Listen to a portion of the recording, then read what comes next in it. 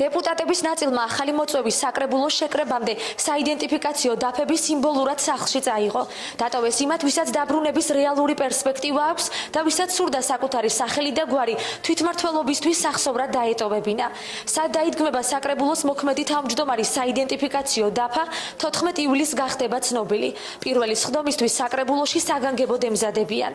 ახლა უკვე ველოდებით ახალი მოწვევის საკრებულოს წევრებს და გაჩნდება ახალი სახელი და გვარები, როგორც მოგეხსენებათ, წლევანდელი მოწვევის საკრებულო არის უფრო ჭრელი, არის მრავალპარტიული და ალბათ ვფიქრობ, რომ უფრო საინტერესო იქნება მათთან მუშაობა და ერთ-ერთი საინტერესო ალბათ ის იქნება ამ მოწვევის საკრებულოსთვის, რომ მოსახლეობა პირდაპირ ეთერში ნახავს საკრებულოს თავმჯდომარის არჩევას. 25 დეპუტატმა თავმჯდომარე უმრავლესობით მინიმუმ 13 ხმით უნდა აირჩიოს.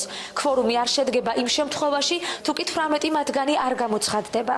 სამ ადამიანს შეუძლია საკრებულოს თავმჯდომარის კანდიდატურის დასახელება, შეიძლება კანდიდატურა იყოს 1, 2, 5, ამას შეზღუდვა ამ შემთხვევაში არ არსებობს.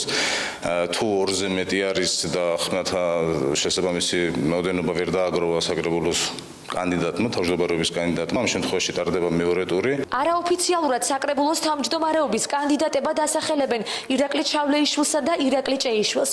ორივე მათგანს თვითმმართველობაში მუშაობის გამოცდილება აქვს. ირაკლი ჭეიშვილი ქართული ოცნების პროპორციული სიის პირველი ნომერია. ამავდროულად აჭარის მთავრობის ადმინისტრაციის უფროსი. 2004 წლებში მუშაობდა მერიაში სპეციალისტად, 2006-ში კი მერის თანაშემწედ.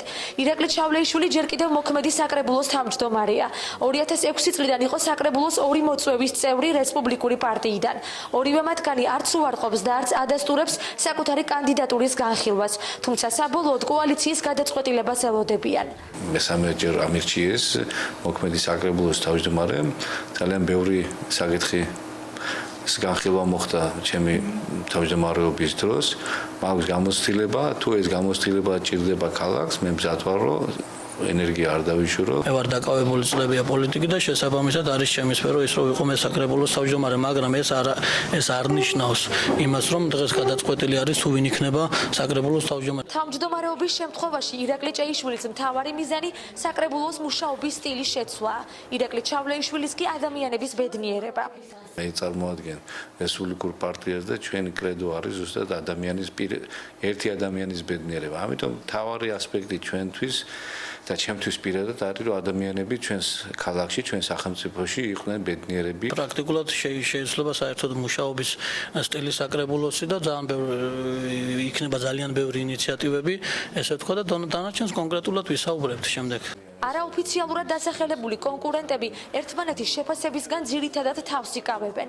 შეფასებებისგან ზოგადად თავს ვიკავებ ხოლმე, მაგრამ მე ვფიქრობ, რომ მაინც ნორმალურად ართმევდა და დადებითად შევაფასებ ართმევდა საკრებულოს თავმჯდომარეობას თავს. ირაკლი ეხლა არის საარჩევნო შტაბის უფროსი, უძღვება ბატონ გია ერმაკოვის შტაბს. არ ვიცი, მას უნდა გითხოთ თვითონ რას ფიქრობს. სანამ დეპუტატები საკრებულოს თავმჯდომარეს აირჩევენ, ორი დღით ადრე მოსახლეობამ ბათუმის მერი უნდა აირჩიოს. ვინ იქნება ბათუმის საკრებულოს თავმჯდომარე, ამას ბათუმის მერობის მეორე ტურში გადასული კანდიდატებისთვის დიდი მნიშვნელობა არ აქვს. გამარჯვების შემთხვევაში ჩემთვის სულ ერთი იქნება ვისთან ვიმუშავებ. როგორც საკრებულოს თავმჯდომარესთან აბსოლუტურად, იმიტომ რომ არსებობს ქალაქის ინტერესები და ვერც ერთი მერი და ვერც ერთი ქალაქის საკრებულოს თავმჯდომარე ვერ გაბედავს, რომ ამ ინტერესებს ზიანი მიაყენოს. საკრებულო არის ცოტათი განყენებული თემა, მოდი ვთქვათ, ესე არის აღმასრულებელი და საკანონმდებლო ხელისუფლება ქალაქშიც, ეს არის წმინდად საკრებულოს წევრების ერთპიროვნულად მისაღები გადაწყვეტილება. რომელთასაც მე პატივს ვცემ.